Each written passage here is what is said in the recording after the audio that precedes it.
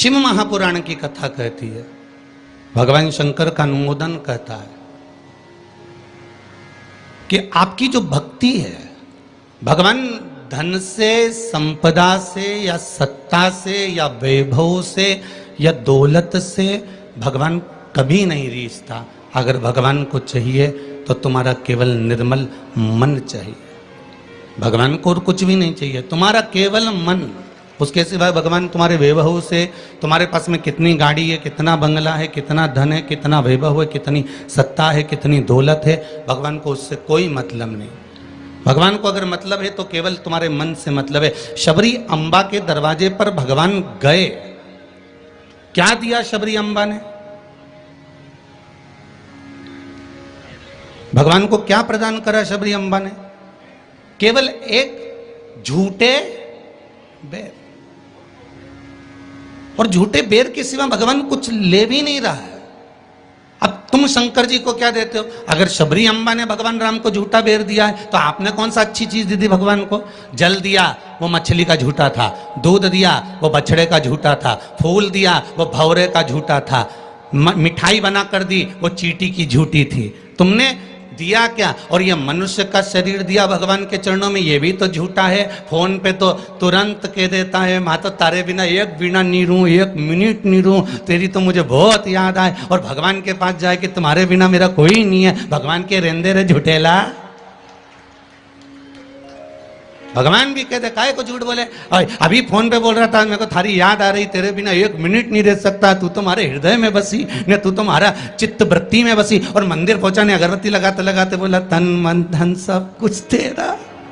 भगवान के आ गया भेरू झूठेला। भगवान सोचे काय आया।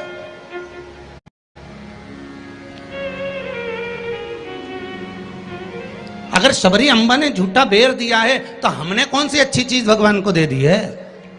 हमने क्या भगवान को अच्छा दे दिया है? हम भी तो झूठा ही दे रहे हैं। पुष्प दिया, वो भी झूठा था। जल दिया, वो मछली का झूठा था। दूध दिया, वो गाय के बछड़े का झूठा था। मिठाई दी, वो चींटी की झूठी थी। हम जो परमात्मा को दिए वो सब कुछ झूठा था। यहां तक हम भगवान का जो स्मरण भी कर रहे हैं, कई लोग भगवान के मंदिर में बैठकर घंटों तक माला पकड़कर भी अगर भगवान के मंदिर में बैठकर भजन कीर्तन स्मरण कर रहे हैं तो वो ये सोचे कि नहीं ये सत्य है, तो उसने उसमें भी छल कर दिया। थोड़ी देर तक तो मन लगता है, उसके बाद ये चित्त, ये वृत्ति, ये मन कहीं ना कहीं डोल जाता है। इस मन को लोग कजन कहां लेकर चले जाते हैं। बड़ा बड़ा कठिन है महाराज, ये बड़ा कठिन। ये मन बड़ा चंचल है, कैसे तेरा भजन करूं, जितना इसे समझाऊं उतना ही मचलता है। भोलेनाथ हे शंभो, हे त्रिकालदर्शी, हे कैलाशी, हे अविनाशी, हे शिव, हे करुणा सागर। ये चित्त, ये मन, ये वृत्ति बड़ी चंचल है।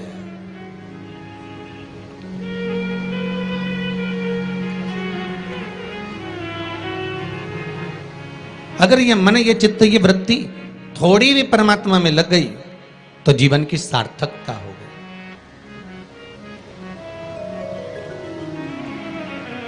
ब्रह्मा और भगवान विष्णु दोनों मिलकर मंथन कर रहे हैं। और एक बात बहुत ध्यान से सुनना, शिव महापुराण के इस चरित्र को याद रखना कि ब्रह्मा और भगवान विष्णु ने मंथन किया, और मंथन किया तो शंकर भगवान के शिवलिंग को प्रकट किया। आपसे भी निवेदन है, जब दोनों पति पत्नी, भाई भाई, घर के बुजुर्ग, माता पिता, घर के बच्चे जब एक साथ कहीं बैठे हुए हों तो शिव महापुराण की कथा कहती है आप भी शिव महापुराण का थोड़ा सा मंथन करो। उस मंथन से जो प्रकट होगा वो तुम्हारे घर का आनंद करा देगा। शिव पुराण का मंथन।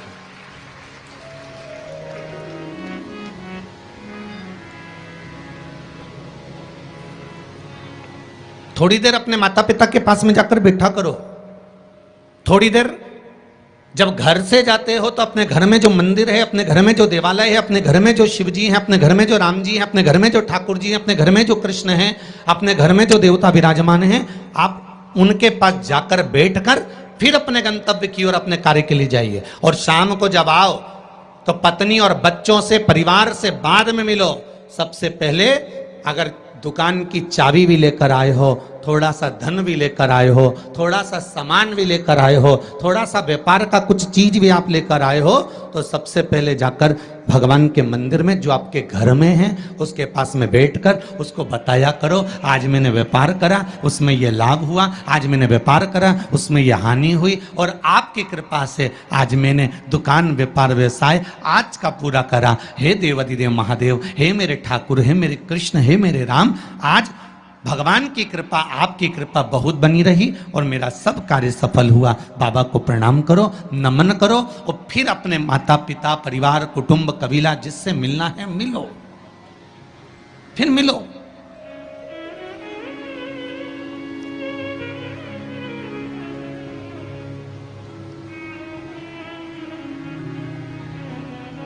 आज किसी ने एक प्रश्न किया था सुबह, गुरुदेव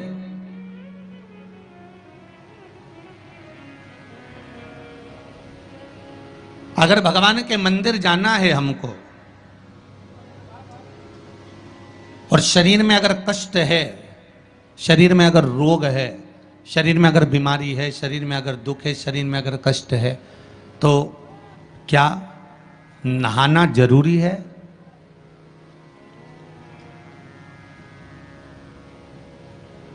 शिव महापुराण की कथा कह रही है, मत नहाओ, स्नान कर लो।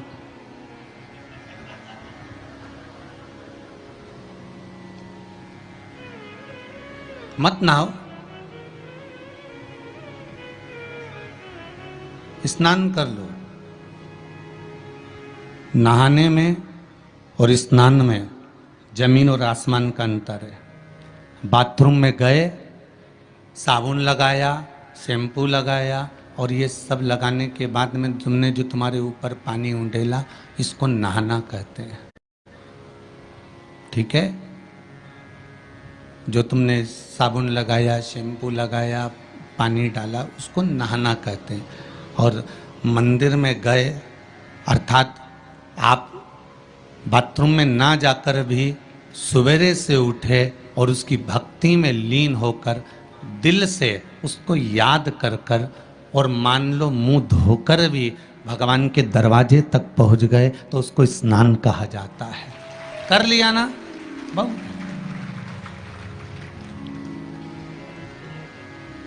नहीं है ना शरीर में बल? एक पत्र में लिखा है किसी ने,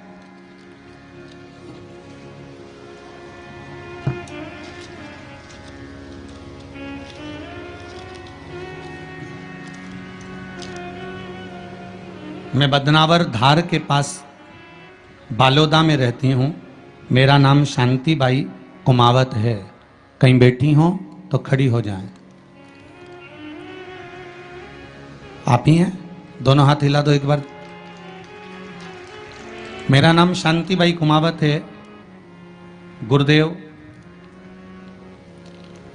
आज मैं अपने पैरों पर खड़ी हूं और घूम रही हूं, ये शिव की ही कृपा है, शंकर की कृपा है। मैं कैंसर से पीड़ित हूं। बहुत सारे अस्पतालों में मेरा इलाज हुआ है। ऐसा कोई हॉस्पिटल गुजरात का, राजस्थान का और महाराष्ट्र का नहीं जहां पर मेरा इलाज नहीं हुआ। रह रह कर कैंसर उपज रहा था, परेशान हो गई थी गुरुदेव। तब बाबा की कृपा से डॉक्टर ने कह दिया अब तुम्हारे शरीर में और ऑपरेशन का दम नहीं बचा, इसलिए अब तुम भगवान के ही सहारे जियो। और डॉक्टर ने अगले ऑपरेशन करने से मना कर दिया। मैं घर आ गई, शिव महापुराण की कथा सुनी और गुरुदेव अब मैंने भी विचार कर लिया कि ये शरीर मैंने शंकर को दे दिया। और गुरुदेव एक बेलपत्री शिव जी पे चढ़ी हुई अपनी पोती से, बेटों से बुलवाती और उस बेलपत्री को जल के साथ खाना चालू कर दिया। 2 कदम भी नहीं चल पाती थी क्योंकि कैंसर के ऑपरेशन इतने हुए थे। गुरुदेव, आज मैं इस पंडाल में बैठकर कथा सुन रही हूं, ये शिव की ही कृपा है, ये शंकर की करुणा। एक बात बहुत सुंदर आपने लिखा है शांतिबाई जी, माता जी, कि गुरुदेव जांच भी कराई, अब डॉक्टर बोल रहा है तुम तो ठीक होती चली जा रही हो, ऑपरेशन की भी जरूरत नहीं है। अब बाबा की यह कृपा हुई है, ये करुणा है। बैठो मां, बैठो। हर हर महादेव। ये शिव की कृपा है, ये शंकर की करुणा, ये शंकर की उदारता है, ये शंकर की दया है, ये शिव करुणा है। अकाल मृत्यु वो मरे जो काम करे, चंडाल का काल उसका क्या बिगाड़े, जो भक्त हो महाकाल का। शंकर की आराधना करने वाला, शिव का स्मरण करने वाला, शिव भक्ति में डूबने वाला, शंकर का अनुमोदन करने वाला कभी भी भटकता नहीं है। शिव उसको मार्ग तक पहुंचा ही देता है, पहुंचाएगा।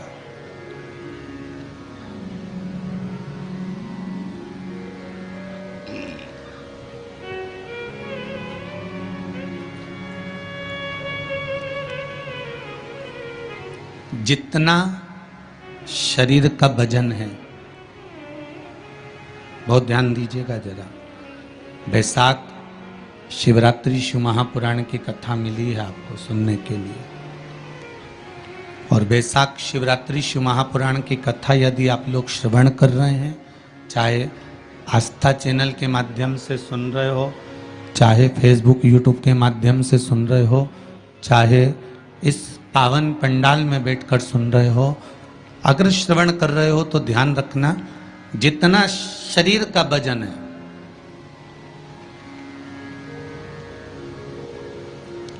सत्तर kilo, 25 kilo, 20 kilo, 15 kilo, 50 kilo, उतना ही किलो के हिसाब से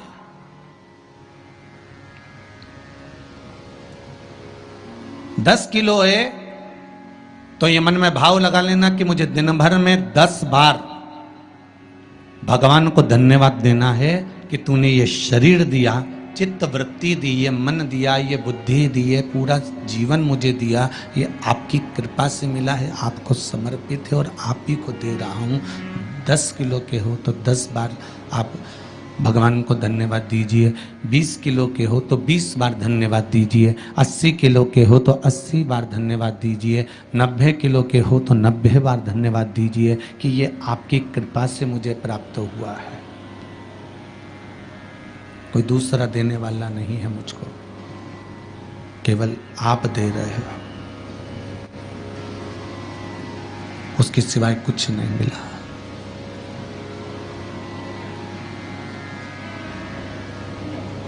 बड़ी मुश्किल से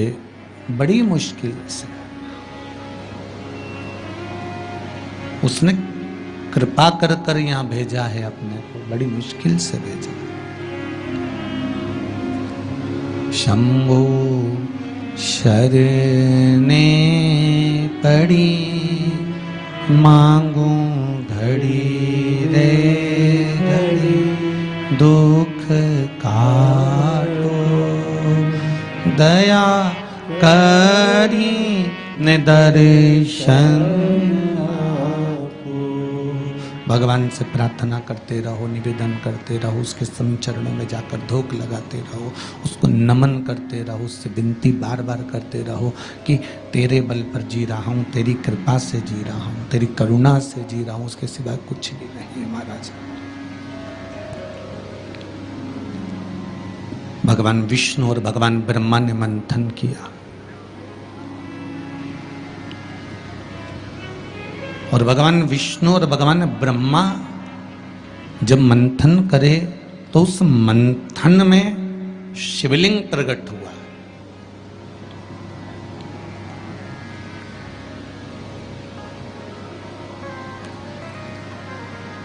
मंथन में शंकर का प्रकट होना बहुत बड़ी बात है।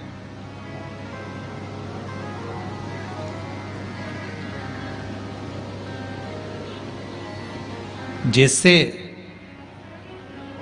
बात बात में शिवजी का नाम, शंकर का यश, शंकर भगवान का गुणगान, शंकर भगवान की भक्ति की बात आपके मुख पर अगर बार बार आ रही है ना, आप बार बार कह रहे हैं कि बड़ी कृपा करी साहब मेरा, मैंने तो पशुपति व्रत करा था और भगवान ने मेरा ऐसा कर दिया, मैंने भगवान को मूंग चढ़ाया था और भगवान ने ऐसा कर दिया, मैंने चावल चढ़ाया था भगवान को और भगवान ने ये कर दिया, मैंने भगवान को बेलपत्र चढ़ाया था भगवान ने मेरा ये काम कर दिया, भगवान को मैंने धतूरा चढ़ाया था भगवान ने मेरा ये काम कर दिया। आप बार बार शिव जी का यशगान गाते हो ना, यश गुण गाते हो, तो उसमें भी एक सुख का अनुभव होता है।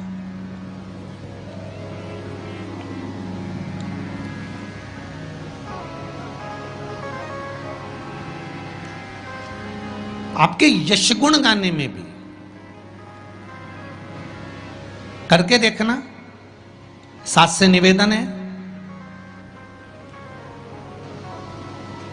बहू की बड़ाई करके देखो, बहू का यश गुण गाकर देखो।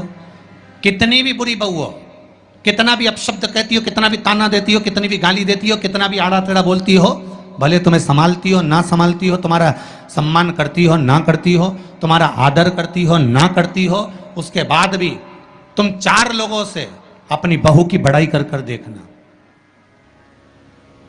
खूब बड़ाई करना उसकी, खूब यश गुण गाना उसका। भले वो गाली दे, अपशब्द के ताना दे, कुछ भी बोले, पर तुम यश गुण गाओ उसका, खूब गाओ और खूब दिल से यश गुण गाओ उसका। 1 महीना इंतजार करना यश गुण गाते गाते। दूसरे महीने में जिस बहू का तुमने यश गुण गाया है, ये शिव महापुराण की कथा कहती है, वो भी सिर पर पल्लू लेकर तुम्हारे को धोख लगाने आएगी जरूर, ये पक्का है। आप अपने भीतर कुछ अच्छा तो लाओ।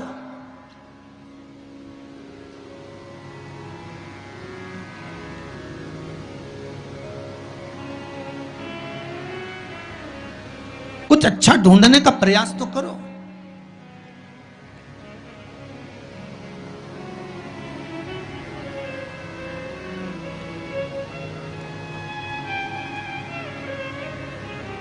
आज कोई कह रहा था गुरुजी, पूरे भारत में पूरे जगह पर देखा जाए तो आज दुनिया के लोग ये भगवान के नाम से क्यों इतना चिढ़ने लगे।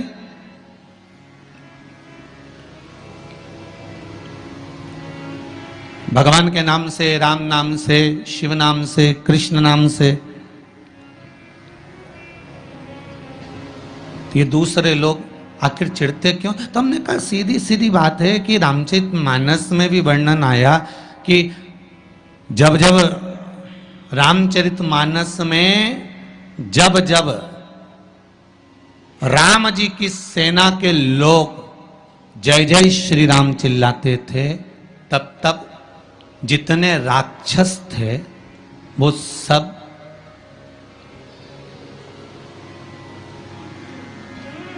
जितने राक्षस थे, जितने भी,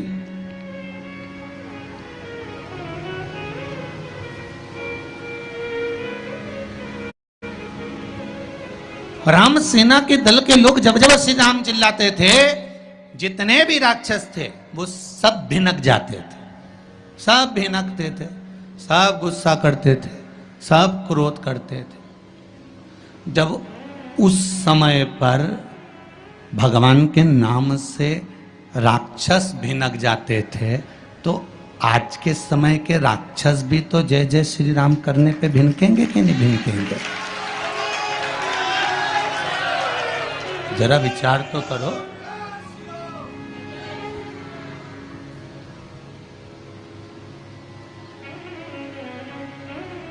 जब उस समय पर राम दल की सेना चलती थी और हनुमान जी ने धमक के, अंगद ने कूद कर रावण के सामने कह दिया था जय जय श्री राम, तो सारे राक्षस भिनक गए, सब को क्रोध आ गया, सबको गुस्सा। तो जब त्रेता में ये हाल था राक्षसों का राम नाम से, तो फिर तो ये तो कलयुग है।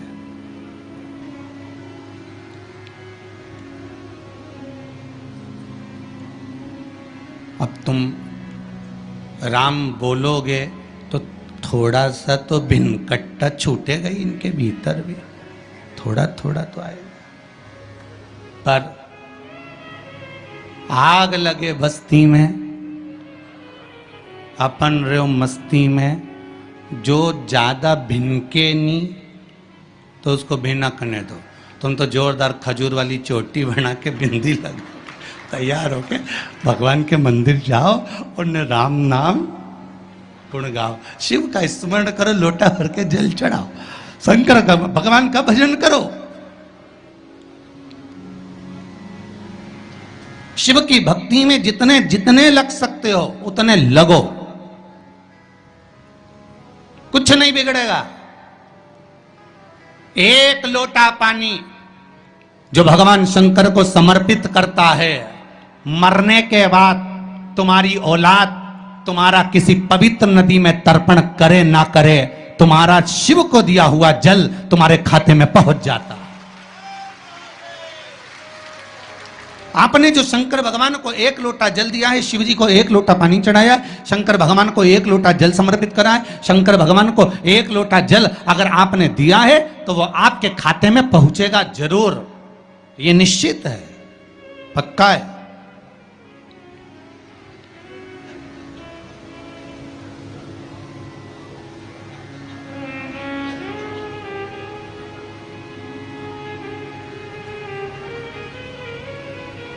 और शिव भक्ति के अनुसार, शंकर भगवान के अनुमोदन के अनुसार, पहले भी कथा में कहा, आज फिर कह रहे हैं, आप जब शंकर भगवान को एक लोटा जल समर्पित करते हो तो वो 33 कौटी देवताओं के हिस्से में चले जाता है, एक भाग पितरों के हिस्से में चले जाता है, एक भाग आहूतों के हिस्से में चले जाता है, एक भाग वाचुकों के हिस्से में चले जाता है। आपने जो भगवान को दिया वो धीरे धीरे धीरे धीरे धीरे धीरे धीरे बढ़ता चले जाता है, भगवान के धामों में पहुंचता चले जाता है। जिन जिन को आपने नहीं भी दिया, शंकर भगवान पे चढ़ा हुआ जल उन तक भी पहुंच जाता है। ये केवल आपकी निर्मल और आनंदित भक्ति के बल पर पहुंचता है, भक्ति के बल। भगवान ब्रह्मा और भगवान विष्णु ने जो मंथन किया, उस मंथन में जो शिवलिंग निकला और ब्रह्मा जी के मुख से निकल गया कि ये शिवलिंग जो निकला है इसके चरण कहाँ हैं, इसका शीश कहाँ है, जरा पता करा जाए। और ब्रह्मा स्वयं भगवान शंकर का सिर देखने के लिए जा रहे हैं और भगवान विष्णु मृत्यु लोक में नीचे तलातल में, रसातल में, पताल में भगवान शंकर का चरण ढूंढने के लिए जा रहे हैं, भगवान शिव का चरण।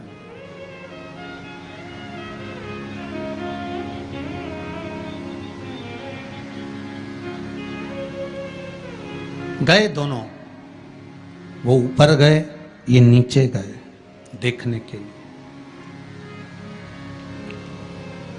कई लोग शिव महापुराण की कथा, स्मरण, भजन, कीर्तन सुनने के लिए नहीं जाते हैं। मंदिर में कई लोग भगवान शंकर पर जल चढ़ाने नहीं जाते हैं। कई लोग ये देखने के लिए जाते हैं कि कौन आया कौन नहीं आया, किसने सुना और किसने ना सुना, किसने धारण करा किसने ना करा।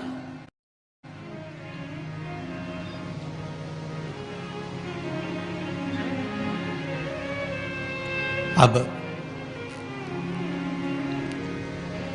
ब्रह्मदेव ऊपर गए, इतने ऊपर पहुंच गए, इतने ऊपर पहुंच गए, इतने ऊपर पहुंच गए कि उनके भीतर अभिमत्ता, अहंकार थोड़ा थोड़ा समाहित होने लगा और उन्होंने केतकी के पुष्प को तोड़ लिया और केतकी के पुष्प से कहा कि तुम नीचे चलो मेरे साथ में, भगवान विष्णु के सामने चलकर कह देना कि मुझे भगवान शंकर का शीश मिल गया। केतकी के फूल ने कहा कि यदि मैं झूठ बोलूंगा तो वो श्रेष्ठता कैसे रहेगी?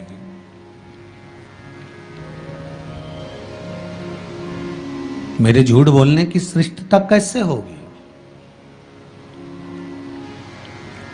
कौन मानेगा मेरी बात को? सामने से गौ माता निकल कर जा रही थी, गाय से कह दिया तुम चलकर कह दो कि तुम चलकर कहो कि भगवान ब्रह्मदेव को भगवान शिव का शीश मिल गया। गाय कहती है मैं क्यों झूठ बोलूं? उसको भी थोड़ा सा लोभ दिया गया और केतकी के पुष्प को भी थोड़ा सा लोभ दिया गया। दोनों को थोड़ा थोड़ा लोभ प्रदान करा। और शिव पुराण कथा कहती है कि जब व्यक्ति के जीवन में थोड़ा सा लोभ उपज जाता है, थोड़ा सा लालच आ जाता है, तो फिर जीवन का किया हुआ सारा कर्म उसका बेकार हो जाता है। और वही हुआ है। केतकी के पुष्प के मन में ये लोभ जाग गया कि मैं ब्रह्मा जी के द्वारा सिंचित हो जाऊंगा, आनंदित हो जाऊंगा।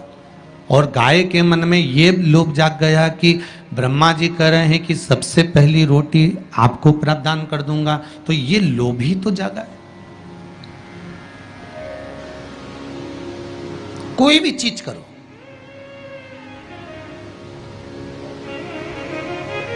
अगर कोई सत्कर्म आप कर रहे हैं, थोड़ा सा अच्छा कार्य आप कर रहे हैं, भगवत भजन आप कर रहे हैं, कीर्तन आप कर रहे हैं, मंत्र जाप आप कर रहे हैं, स्मरण आप कर रहे हैं, नाम जाप यदि आप कर रहे हैं, तो वो लोभ से परिप्त होना चाहिए, बहुत दूर।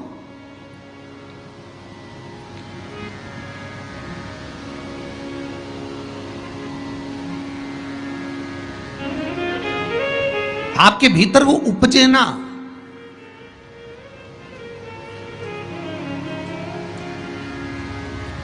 फिर चाहे दुनिया के लोग कितना भी कहे ना, वो एक बेल बेचारा किसान का एक बेल कुएं में गिर गया। अब कुएं में गिर गया तो किसान का बेल जब कुएं में गिरा तो ये देखा कि कुएं में से बेल को निकालना है। खूब मेहनत करी किसान ने बेल को निकालने की, पर वो बेल निकल नहीं रहा था। बहुत बहुत बहुत बहुत मेहनत करने के बाद भी वो बेल नहीं निकला। बहुत अथक प्रयास करा गया पर बेल नहीं निकला। तब किसान ने फिर कहीं मशीन वाले से कहा होगा कि इस बेल को निकालना है। मशीन वाले ने कहा 25,000 रुपये लग जाएंगे, 20,000 रुपये लग जाएंगे। तो उसने सोचा 20,000 25,000 लग जाएगा तो इससे अच्छा है कि इसको पड़े ही रहने दो। बेल किसी काम का तो था नहीं, बूढ़ा हो गया था। अगर बेल बूढ़ा हो गया है तो इसी कुएं में पड़े रहने दो, मर जाएगा। इसी कुआं भी सूख गया है, इसमें कोई दिक्कत वाली बात नहीं, अपन कचरा पटकते जाएंगे, बेल को वहीं की वहीं दबा देंगे। गाँव के लोगों से कह दिया मेरा बेल कुएं में गिर गया है और ये बूढ़ा हो गया था। एक काम करो, तुम्हारे गांव का जितना भी कचरा है ना, घर वाले वो सब लाकर इसमें डालते हैं ना, बेल मर जाएगा, धीरे धीरे उस पे मिट्टी डल जाएगी। गांव के लोगों ने कचरा लाकर डालना चालू करा। जैसे जैसे बेल के पास में कचरा पटकना प्रारंभ करा, बेल भी समझदार था। इधर कचरा पटकते तो इधर पांव रखकर खड़ा हो जाता, इधर पटकते तो इधर पांव रखकर खड़ा हो जाता। धीरे धीरे पूरा कुआं भराते चले गया और बेल कचरे पर पांव रखते रखते रखते रखते रखते रखते बाहर।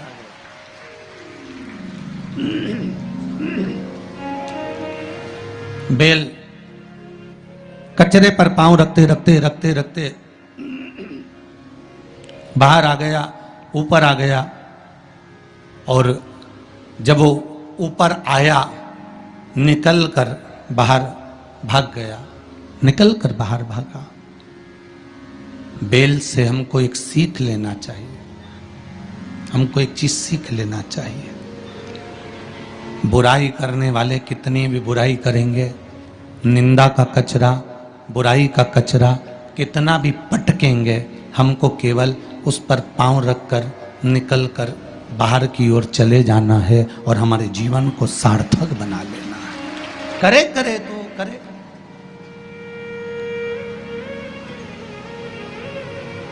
अब शब्द कहने वाला कहता रहे, ताने देने वाला देता रहे, गाली देने वाला देता रहे।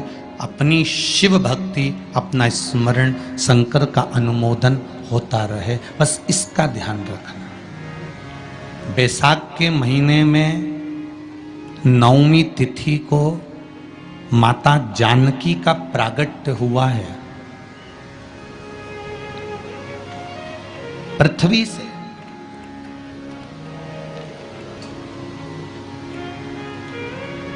कभी एक विचार करिएगा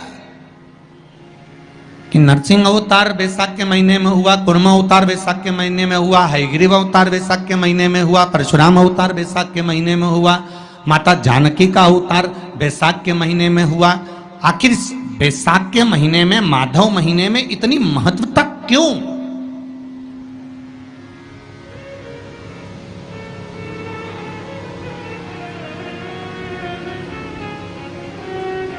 बैसाख के महीने में पड़ने वाली एकादशी, चतुर्थी, प्रदोष,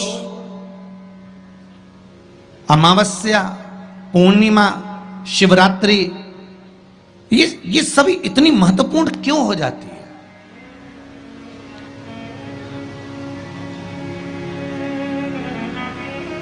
इसकी महत्वता इतनी प्रबल क्यों हो जाती है? किस लिए?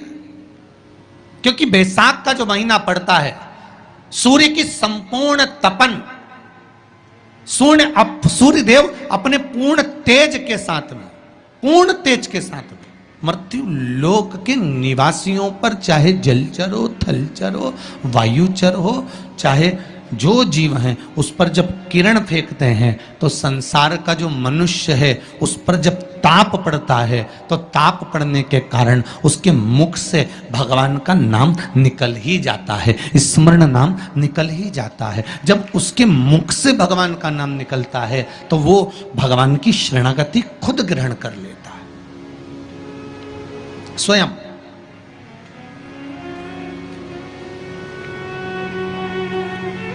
शरणागति ग्रहण कर लेना।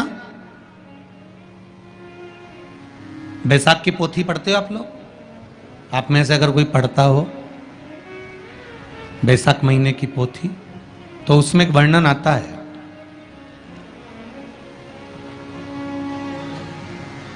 गीता प्रेस गोरखपुर के कल्याण अंक में भी आप ये पावन बैसाख चरित्र श्रवण कर सकते हैं। उसमें बैसाख महीने की पोथी में 10वें दिवस की कथा में 10वें अध्याय में एक व्याध और शंख मुनि का चरित्र आता है।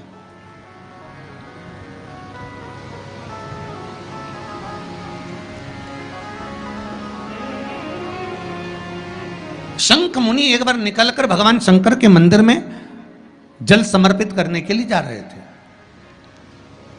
और शिव मंदिर की ओर जाते जाते जाते जाते जाते जाते बीच मार्ग में चलते चलते चलते चलते और वो शंख मुनि जब शिव के मंदिर में पहुंचे, शंकर भगवान के मंदिर में जाकर उन्हें दर्शन किया,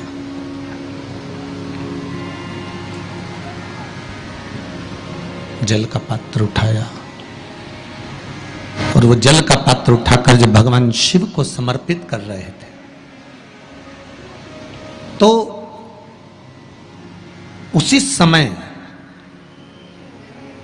जल का पात्र उठाकर जब शंकर भगवान को समर्पित करा गया और शंख मुनि निकलकर जब बाहर आ रहे थे, आते आते शंख मुनि के मन में एक भाव उत्पन्न हो गया कि जब हम भगवान शिव को कुछ वस्तु समर्पित करते हैं तो उसका फल, उसका पुण्य फल हमें कितने समय में प्राप्त होता है। ये शंख मुनि के मन में एक विचार जागृत हो गया, शंख मुनि के मन में एक भाव जागृत हो गया।